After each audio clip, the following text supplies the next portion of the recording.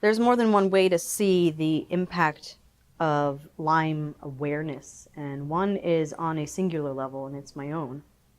And being interviewed and really formally thinking back on my past and knowing my story, knowing what I went through, and knowing where I am now, that is, it meets a satisfactory aspect of my life, just to really understand the whole of things. And on a broader level, my story brings awareness to others. So if people can understand what I've been through and what I call a more unusual case of Lyme disease, then it's good for them, but it's also good for me to kind of see it from a different perspective. Because I've only seen it through my own eyes, almost like tunnel vision. This is my life, this is my experience, this is what I feel, this is what I go through. Whereas if I talk about it like I'm trying to explain myself to others, I actually can see it more from their perspective and how they may see me. So it'll help me learn more about myself. I was born in Columbia, Maryland, and then I moved up to New Hampshire when I was about 3. And I was raised there for most of my youth until I graduated high school. So how old were you when you were first bitten by a tick? And what year was it, if you can recall? I would say when I was actually bit, I was probably 3, maybe just barely 4. What year would you say? Oh, that would have been 88, 89. Where, location-wise, where were you bitten when that happened? If I remember correctly, I believe my parents said that I was bitten on a camping trip in Connecticut. It may have been New Hampshire, but I believe it was Connecticut. The heart of Lyme, huh? Yes. At about that time, did you guys know that you had Lyme, or did it take a while to see any symptoms and then figure out? How did that happen?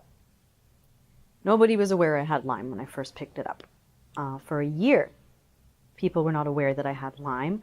I started getting arthritis pains and some flu symptoms, and I got diagnosed with rheumatoid arthritis, juvenile rheumatoid arthritis. And they treated me for that for, I think, about a year.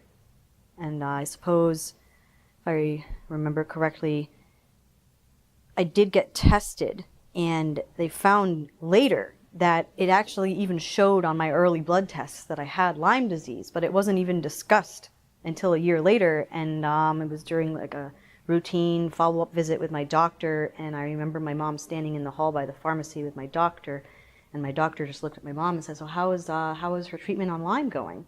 And my mom's eyes got really big, and she's like, "What Lyme?" I don't know the full story on how it's kind of like it was documented, but not, we weren't aware of it. It got overlooked somehow for a year. So untreated for a whole year. Yes. And that can really... And I got diagnosed with this really unusual disease. It's very uncommon for children to have arthritis. So, but you know, it's like, it's easier to believe that I have this really unusual disease than the possibility that these symptoms might actually be something more common like Lyme disease. At least that's how it was at that time. So once you discovered, or your parents discovered that you had Lyme disease, did you get treated? Yes, I did. I remember the day I arrived at the hospital. I actually got to ride in a wheelchair, and not only was that kind of cool, because, you know, I'm in this hospital, big fancy hospital, and I'm like being wheeled on a chair. But it also, at that moment, I remember feeling sick and feeling scared for so long, and like, not that people didn't take it seriously. I mean, I was still being treated for an illness, but when they sat me down in the wheelchair, I don't know if the nurse said something to explain why, or if it was just something I internalized at that moment, but I literally felt a sense of relief, like the wheelchair represented the truth, and that it was a reality, that there was really something wrong with me. It's kind of like I got to let it go and just surrender to the wheelchair.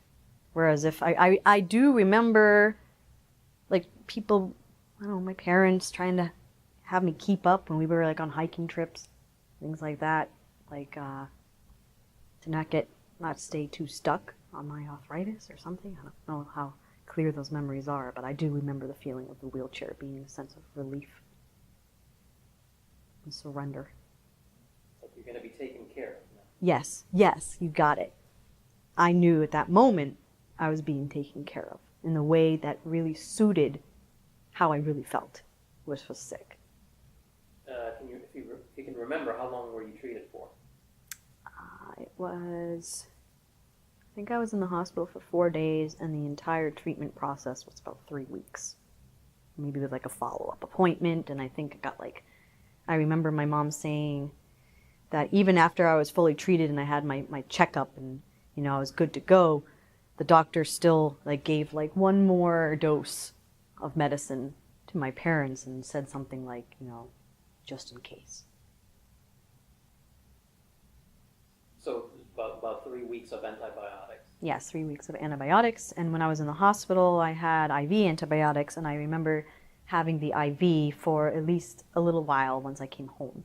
Actually, wheeling it around in the house. Must have been quite an experience for your parents to see their child attached to an IV walking around. I think the whole experience was probably more traumatizing for my parents than it probably was for me, and it was pretty scary for me too.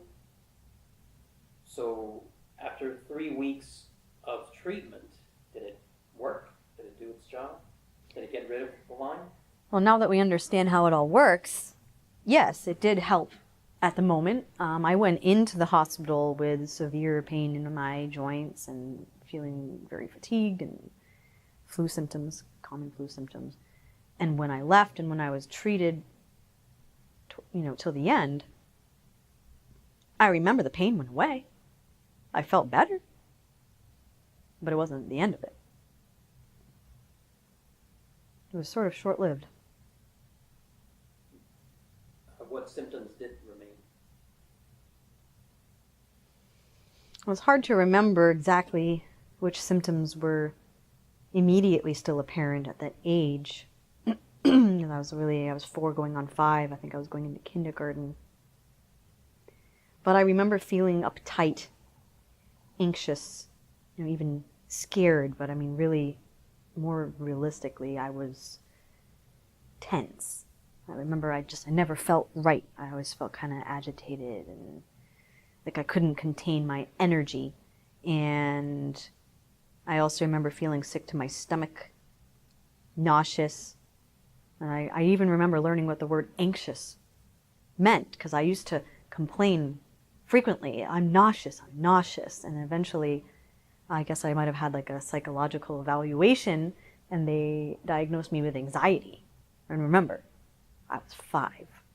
But a 5-year-old child that hasn't gone through severe trauma, and yeah, I had a couple of days in the hospital, but still, I wasn't abused or raped, or I didn't witness somebody dying or violence or anything like that.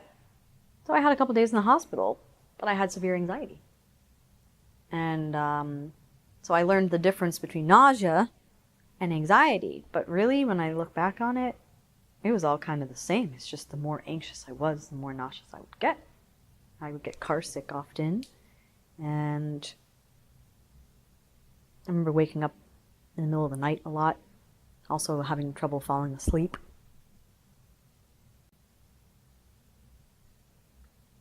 And then, of course, in early school, I had trouble learning. That was really I think the biggest giveaway that there was still something wrong.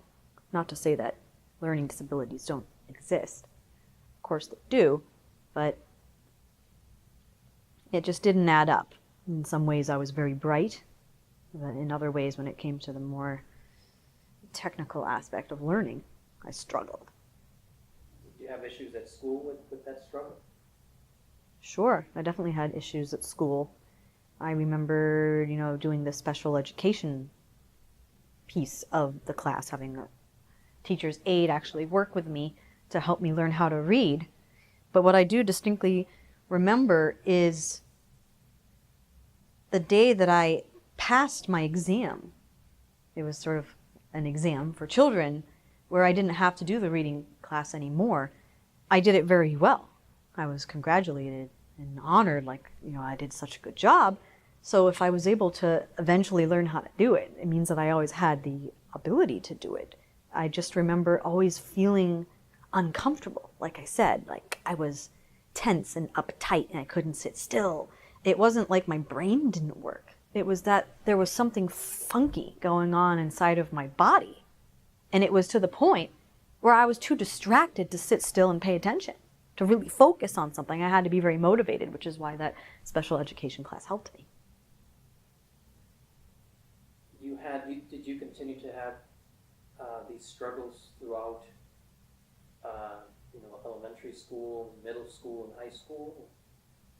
Or did you go back to any treatment during your school years? Well, when I was growing up, I already talked about how I struggled as a very young child with things like learning how to read and to focus in school. But it lasted with me through all of my schooling years, through the rest of elementary school, middle school, high school. I would say that I struggled most in school in my adolescent years, especially the middle school age. No, I never received any more treatment for Lyme disease with all of these other struggles that I had growing up. I was diagnosed with disorders, and I was treated for those disorders. Lyme disease was never even considered. I was treated. I did my 3 weeks of antibiotics. I should be good. So whatever's, still bothering me, whatever I'm still struggling with, that must have just been other problems. Like psychological problems? Oh yeah, psychological. And, it was, I remember, I believe I was 6 or 7 when I was diagnosed with obsessive compulsive disorder. Let me repeat that. Obsessive compulsive disorder. For a first grader? What could be so complex about the life of a 6 or 7-year-old that would make it so that they'd be obsessive compulsive? But I didn't have the same key obsessive compulsive behaviors like obsessively washing hands or having irrational fears and getting stuck on them and not being able to move on and it being debilitating. I didn't have that. I would get stuck on things that I wanted, or if I got upset, I'd get really upset.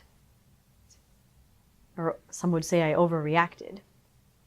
But it wasn't classic obsessive compulsive disorder. Again, something just wasn't right. Something was missing. It didn't add up. And then I also remember, so let's see, so by the time I was about 7 or 8, I was already taking Ritalin. And then I believe the next medicine they added to the mix was clonidine, which helped with anxiety and depression. So it was obsessive compulsive disorder, ADHD, and anxiety. And I think I had all of those disorders by the age of 9 or 10. So by upper elementary school and through middle school and some of high school, I was being medicated for multiple disorders. Not just one, several. Most of the medicines that you were taking throughout your school years was psychological medicines for the most part. Yes. Actually, I think all of the medicines that I was taking throughout my youth were for psychological disorders. A concoction of medicines. Not even just one to take care of it all. It was more than one. And I was medicated throughout my whole youth. So it seems that living with Lyme really impaired your lifestyle, and it impaired what you were capable of. How were you able to cope with that? I don't think I coped all that much. be honest. I was expressive in arts. I did music and art and theater. I didn't really get into all of that until I was really an adolescent. But I do remember that I spent quite a bit of time,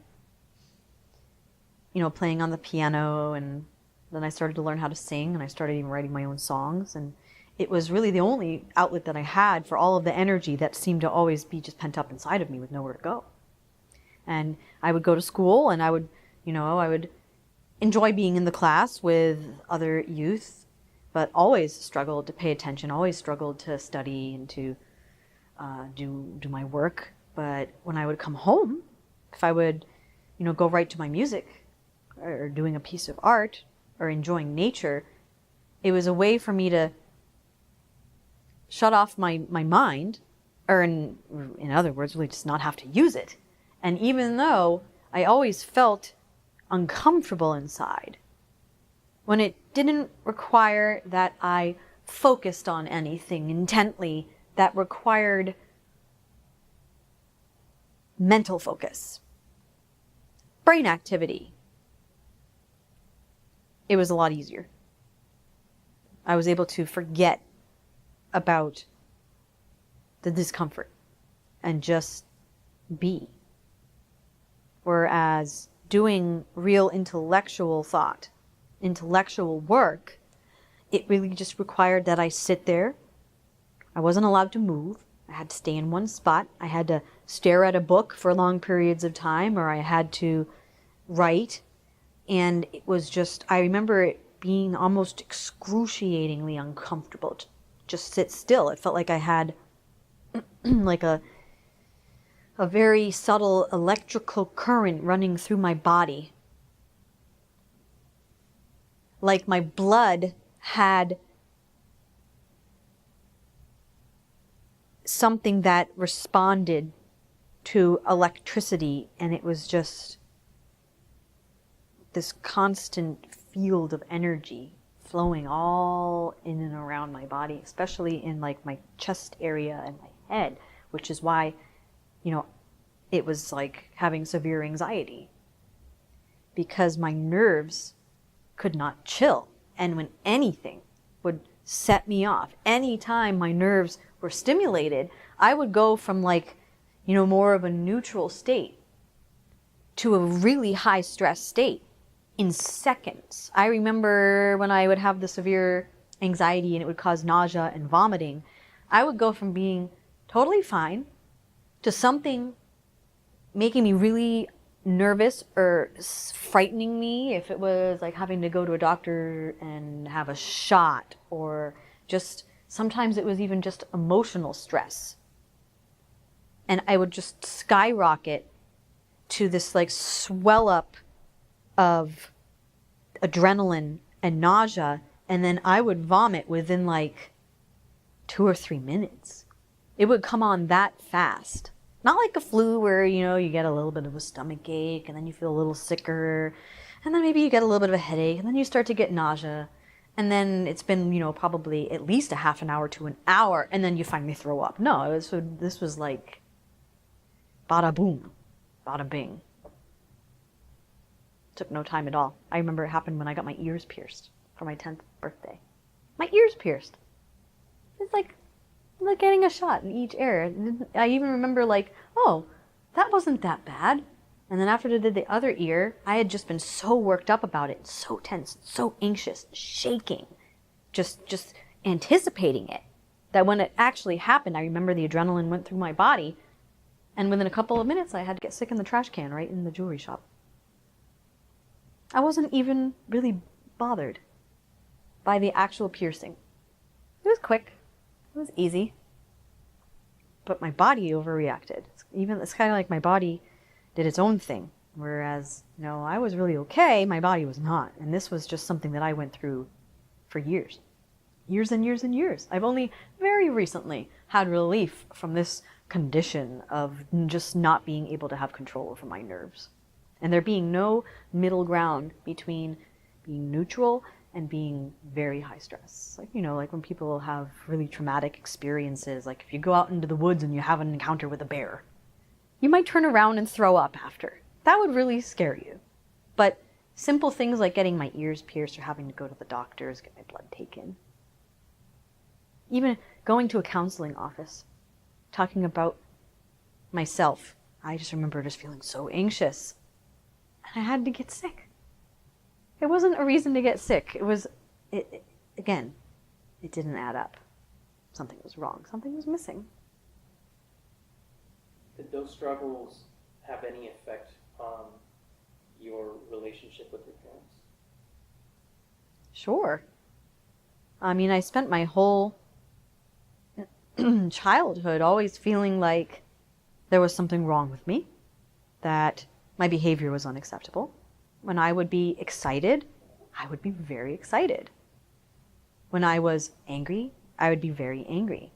And I also had a tendency to go on and on and on and on. I couldn't stop it. When I would be passionate about something, or I wanted something, or I was upset about something, I wouldn't just complain. I would go on and on and on and on and on. And if I didn't feel like I was getting the direct attention, I would just keep pushing. And, you know, this was always something that my parents implied it was selfishness, and that it wasn't directly said like, this is not okay, Leah, but I always felt like it wasn't okay for me to be stuck, for me to behave like that, for me to be so dramatic. But when your body is at a state of sensitivity, normal emotions trigger the same bodily response as extreme emotions. So again, there was no middle ground. If I was feeling an emotion, I was feeling it up here. It was very hard for me to have a conversation about almost anything without getting really overly dramatic and usually eventually upset. Because I remembered the adrenaline, the feeling was so awful. So when I was mad about something, it felt so bad that I couldn't contain myself. I would become enraged. It's hard not to, even if I'm like frustrated. My body felt like I was enraged. It was like a button, a switch just turned on, and there I go. I'm in that state again. Did these struggles also affect your relationship with your friends? Oh, they did. I would say these struggles affected my relationship with my friends and my peers more than my family, because my family knew me. And even though they didn't know I had Lyme disease, they understood that I was a little off, I was different, and they still loved me for it. I had unconditional love from my family, but with friendships and with peers, it was different because people didn't know the whole me. And when I would be in school, even in class, and I'd be talking about something, if I felt nervous, I might stutter, or a word might just get thrown in the middle of a sentence that doesn't belong there, or a word that rhymes with the correct word is said, but it's not the word I meant to say. What happened? Or you would just be able to tell that I felt befuddled, that I felt like I had marble mouth. And the more nervous I was, the more it would affect my communication. So just in a normal social setting, if I was nervous, which is typical for a teenager to be nervous, I'm sure it came across as strange at times. I mean, there were also times where I would just go and spiel and talk away and there was no problem at all. But there were, of course, other times where it was challenging. It's like my speech was challenged, like an impediment. And I think that I came across as maybe less intelligent than I really was. I was always such a bright and intelligent person. Always. I always knew it. I knew what was inside of me. I knew what my brain really was. Always. But it was as if I was an exceptional, highly intellectual individual trapped inside a disabled body. And because I knew it, and because I wanted to be the person that I always knew I really was, when I would be in those situations where I would try to project myself as I am, who I really am, and it wouldn't come out the way that it really was. It was extremely frustrating. And I could see it like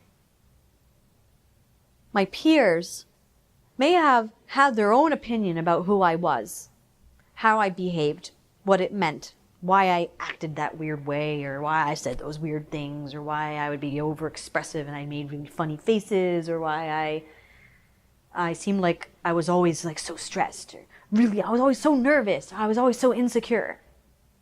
So that's who I was in the eyes of others. But I knew who I really was, and I knew that when that funky thing that was going on in my body wasn't happening, I was just like everybody else. I could carry on a perfectly normal conversation like I'm doing right now.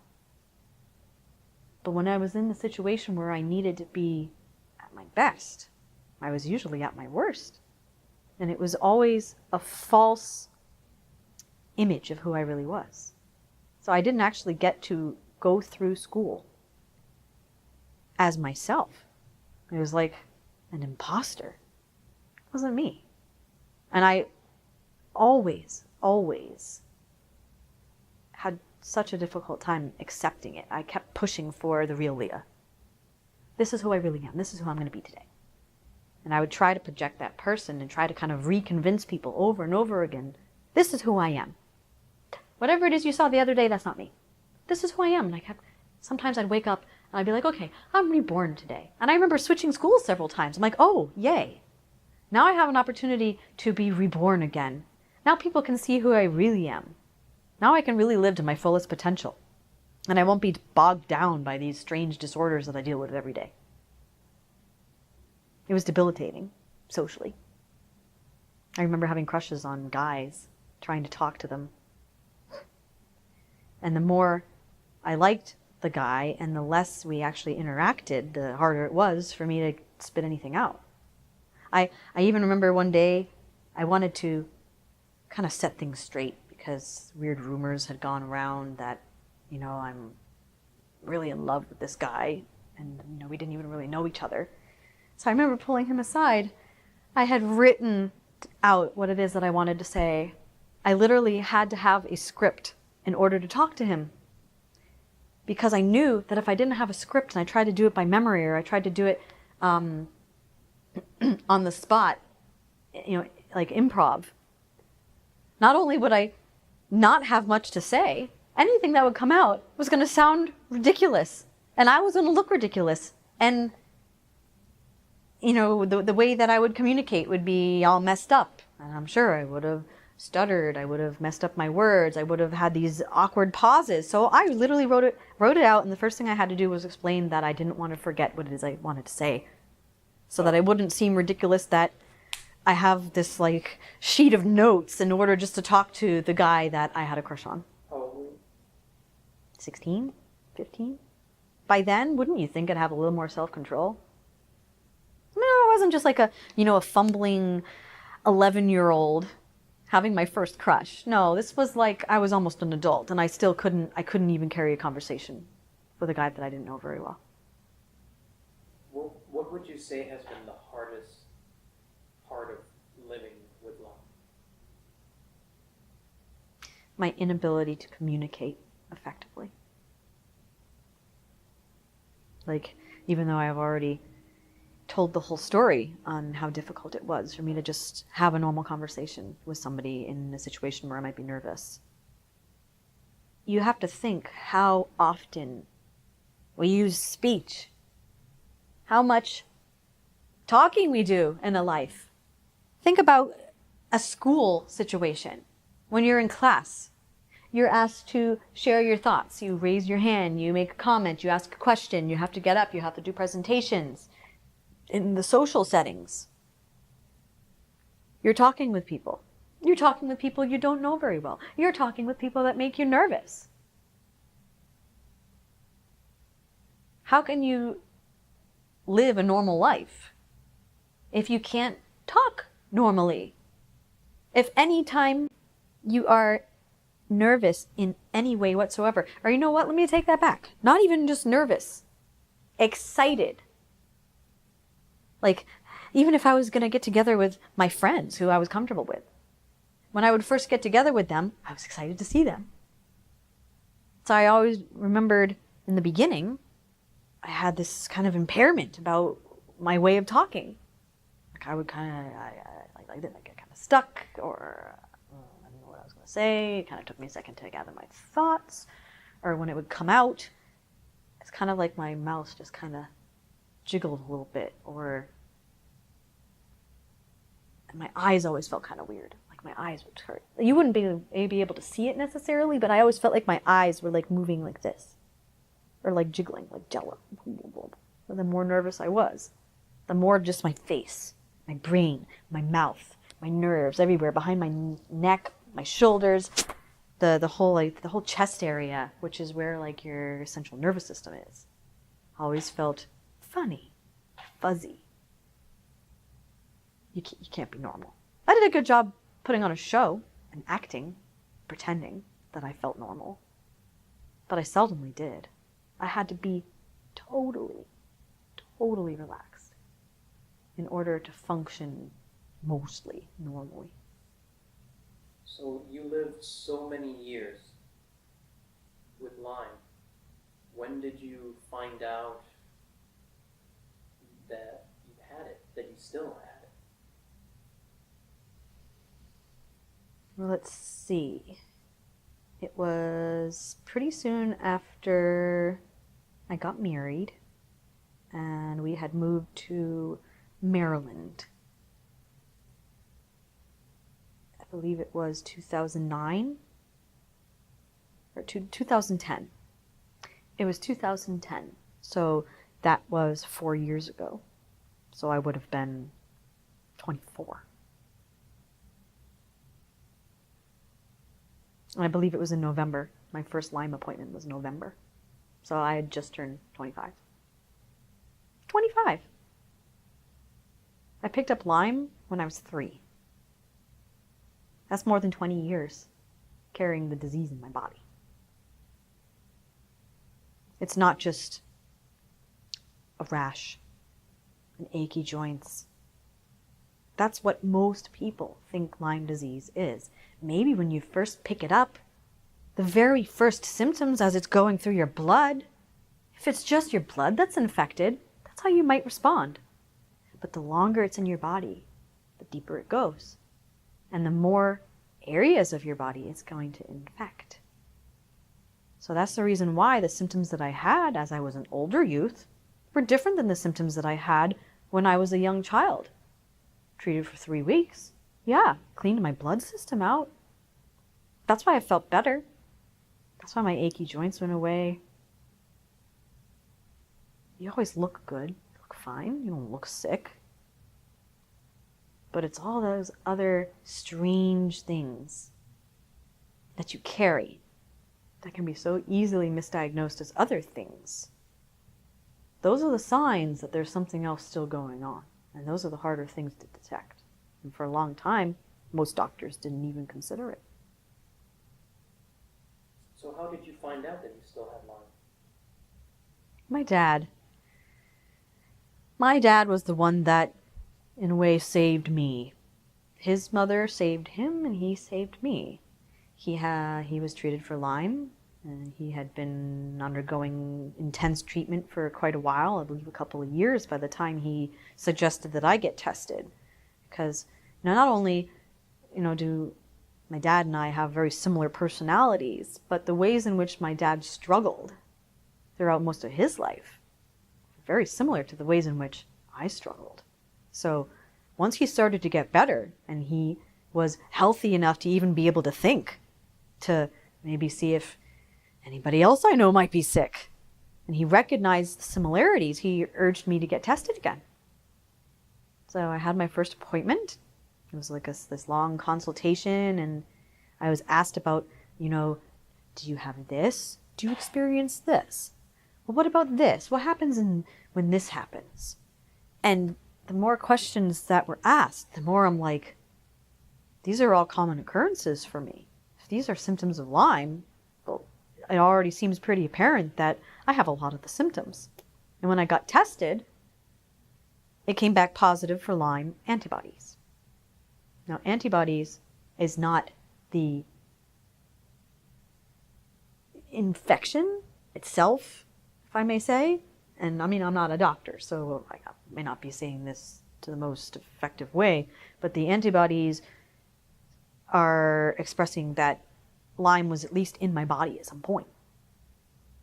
And I guess the antibodies were high enough where it was considered a positive test result. And this wasn't just any old test. I didn't just go to a regular old lab, get my blood tested for Lyme, and that's what I got on my test. No, it had to be packaged up and shipped to California to IGeneX. And once it was tested at IGeneX, that's where the testing was sensitive enough to be able to detect the antibodies with Lyme. So remember, I had Lyme when I was 4. At least I was treated when I was 4. So antibodies, after more than 20 years, you think maybe I still have it? Yeah. So that's how I found out I had Lyme. Still had Lyme. And once you go so long thinking you don't have it, and you're told over and over again, well, you have this, and you have this, and this is what's wrong with you. I remember it took, I don't know, almost a year before it really sunk in that I still had it. It becomes part of your identity. The disorders that you're told you have, and always feeling like, though, there's just something wrong with me. After rediscovering that you still had Lyme, how long did you get treated for? 3 years. A long time. And it took a year before I actually started to feel improvement. If anything, I got worse. I started off with several symptoms from what I remember being kind of on a minor level, aside from the anxiety and the nausea and the speech impediment. But all the rest of the symptoms, anything that was just like bodily discomfort, they were kind of small. But once I started the antibiotics, it started to grow. It got bigger. It got worse. And I started even feeling symptoms that, whether or not I had them at all to begin with, it was almost as if I didn't even know I had them. But it maximized it. Made me feel more. Do you recall what kind of medicines you were treated with? Sure. I was treated with several, and I had to try different concoctions until I got the right one. But let's see, I started off with the classic amoxicillin. And I believe I started with just amoxicillin and nothing else for a little while. The first doctor that I had did not treat me aggressively. And then rifampin was added. And once I started the rifampin, that's when I started to feel different. That's when the symptoms started to increase. And it's almost like I started to swell. And I was treated on that for a while. I believe I even started to feel like a tiny bit of improvement. I don't remember what else was added, but I do remember that the first medicine that I took that really started to make me feel different was the Malarone, and that made me sicker. It's like, I think at that point in my treatment, and I think I've been treated about 2 years by then, it really hit my nerves. I had a lot of nausea and dizziness, and granted the antibiotics make you feel that way to begin with. I felt as if it was pulling the infection to the surface. And then because I was just too dizzy, I was switched to Cowardum, and the Cowardum is what did it. Once I started the Cowardum, I really started to feel a difference, an improvement. It's almost, the way that I describe it when I actually started to really heal was, my whole life, I felt like I was a television that wasn't coming in very well. That was fuzzy television. That's the way that I experienced my life. That's how I saw things through my eyes. That's how I experienced things through my body. How I would respond to life, to stress, to excitement. Once I started to get better, it was as if I was living life in HD. Everything just kind of cleared out. The fuzziness just subsided, and there was this incredible stillness. I was so used to the fuzziness. It was as if I was a child growing up that had never seen a clear television. Now I was seeing life in HD. I'm still getting used to it. Like, everybody loves this story. I'm so used to being nervous and anxious and shaky and tense and nauseous that when I actually have experiences that make me really upset or nervous, or I freak out, like going and having my blood taken, you know, I'll be sitting there like having my blood taken and I'm like, oh crap, here it comes. The wave of nausea, the adrenaline's gonna hit me any moment. And yeah, you know, it happens a little bit. But then I'm just sitting there anticipating it and anticipating it and anticipating it. And nothing happens. And I kind of look to the right, and I kind of look to the left, and I realize that, oh, it's not going to happen. And then I just get up and I walk out. Whereas years ago, if I was getting my blood taken, I would get hit with the wave of adrenaline once, you know, it's actually happening, because I've been so anxious up until that moment. And then afterwards, it's kind of like I would try to get the adrenaline to just clear out, and I would have to either like sit back, or I'd sometimes like sit with my head in between my knees, because somehow bringing the blood to my head would make the blood not rush into the part of my body that makes me nauseous. And it would take me like sometimes, I don't know, 15, 20 minutes to calm down. Sometimes I'd throw up, sometimes I didn't. So just to be able to go in and get my blood work and be able to just get right up and walk out was something I had never experienced. I was never afraid of the needle, you know. I was afraid of the anxiety, the nausea. It didn't bother me that it pricks for a second. I'm really not all that squeamish when it comes down to it, but my body would just overreact so much. I was just terrified of what my body was going to do. I didn't want to lose my lunch. Who likes to lose their lunch? What would be your advice to anybody that has and is going through Lyme, or anybody that knows somebody that's going through Lyme? What would you say would be the best way to overcome it, or to at least to start the process? I would say first thing anybody should do, especially if they think they might have Lyme, is to seriously consider that you might. Even if you have been tested and it has come back negative.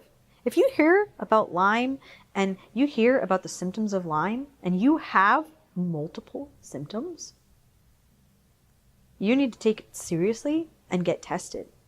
Especially if you live in a heavily Lyme populated area. Now, I mean, it's spreading to the point where it's everywhere. But if you're like up north, New Hampshire, Connecticut, Massachusetts, Maine, Vermont, you better take it seriously. Become aware. First step is openness. Second step is awareness. Learn what it means to have Lyme disease. Learn what it means to have chronic Lyme disease, and the difference between when you are first infected and if you have been infected for a long, long time. Whether it's a couple of months, if it's been years that you've been feeling this, your symptoms are going to be more extreme. They might be more unusual. Each person is different. Each person's body responds different. Like for me, aside from in the very beginning, I had very little pain. This was not a painful disease for me. It was almost all neurological, psychological, nerves. I always felt like a nervous wreck. That was the indicator. And it was irrational. I would really over-respond to things that shouldn't have made me that anxious and that sick. And for people that think they might have Lyme or know somebody that has Lyme, just Learn about it. Get tested. Go to a Lyme literate doctor, not your typical infectious disease doctor. Go to a Lyme specific doctor. Don't just get tested at a typical lab.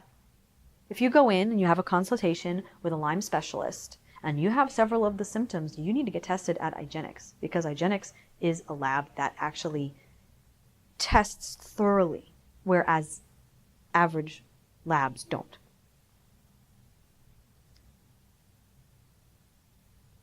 And then you need to stick to the protocol. And you need a doctor that is willing to treat you as long as it takes to get better. And from what I've learned meeting other people with chronic Lyme disease, long-term Lyme disease, it usually requires years of treatment. Some people, it's like, yeah, I got treated for 7, 8, maybe 9 months, and then I relapsed. Well, sure, because by that time, it's started to get deeper into your body. You're going to feel improvement. But in order for it to get as deep as, like, your bones, this is a stubborn infection. It takes a long time. Meet other people who have Lyme, who have had Lyme and been cured of Lyme. And don't just go to a family practitioner and ask them about Lyme and take what they say about Lyme to be the truth. I think in almost any serious medical condition, it is not going to be known automatically how a disease really works. Look at cancer. Think about when doctors first started really learning about cancer, how it was treated. You could also consider and compare AIDS. It takes time to understand a disease, especially if it affects people differently. So unless you are going and you're talking to somebody that is incredibly aware of Lyme disease and has done their work and studied it and treated people and cured people, don't just take what you hear. Is there any final message you would like to give to anybody that's seeing this video, trying to understand, learn more about Lyme? I would say, when it comes to learning about Lyme disease and becoming aware of what it does and how it affects the body, how it affects your life, it's just one step that leads to the other steps to understanding a greater problem. Lyme disease is just one disease that people, professionals, are still trying to understand, and so many people are ignorant about. There are so many more problems within the medical industry. We could list so many.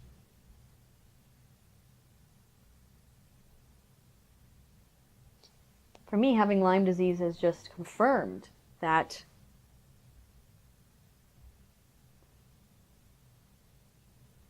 this world can be really screwed up. Things are not always as they seem. And sometimes man's needs, humanity's needs, is overlooked. I would just suggest to anybody to just be open that what you think you may know about Lyme disease, about other diseases, about the whole medical industry, how humans are cared for, may not be what you think.